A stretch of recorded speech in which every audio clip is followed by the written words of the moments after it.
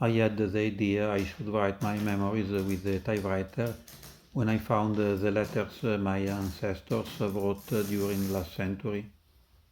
For a random combination of events, in the house of my father, there are all the postcards, pictures, and letters my ancestors sent each other in the last 130 years. There are the letters that my grandfather sent to my grandmother during First World War when he was in the trenches, and the letters that she sent to him and that he read at the front. It seems that she is not fully aware of what happened at the front, and she writes to him in a typical language you could expect in 1800s. My dear love, I'm struggling without you. I can't live without you.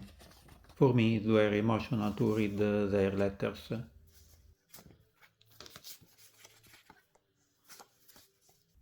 Here she asks, are you still alive? He's at the front. Also, the postcards they sent each other are very old style and nowadays would seem strange.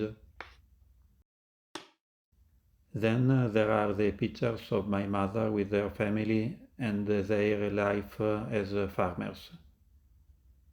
There are many of these. The letters that my father sent to his family during Second World War. He had been evacuated in the mountains and he wrote from there. The letters that my father sent to my mother during his military service in the 1950s. On the time there wasn't WhatsApp, maybe not even the telephones, so they wrote a lot of letters. And with these letters and pictures, I know what their thoughts, their hopes, and their wishes were in these years.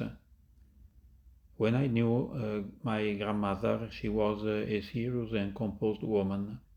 But in the letters sent to his fiancée of beginning of 20th century, she was very passionate. So thanks to these letters and pictures, I know a lot about who were my ancestors, what they did, where they were, etc. Nowadays we don't send letters, we write only digital messages. It's faster and easier, we don't need envelopes and stamps, but the end result will be that these messages will disappear and no trace of them will remain. So could be your grandchildren and their sons will never know something about you. You could say, I will write my memories and leave it in a USB memory key. But also USB standard will disappear. What if in the 8 years you wrote your memories in an 8-inch floppy disk? That was the standard of storing digital data in these years. Or in this 8 years Olivetti memory box. Do you know how to read it? Today would be quite impossible to read it. So if you save your memories in a USB memory or in the cloud, there is good probability that the memory will be unreadable in 50 years or the password will be lost. So best idea is you write your memories with a typewriter. It's relaxing and you can do it while you listen to music. Maybe your great-grandchildren will read this in 100 years and will be happy to know what you did and what you did think. Believe to me, they will appreciate very much. Also you would appreciate to read something written by one of your ancestors in 1880, isn't it?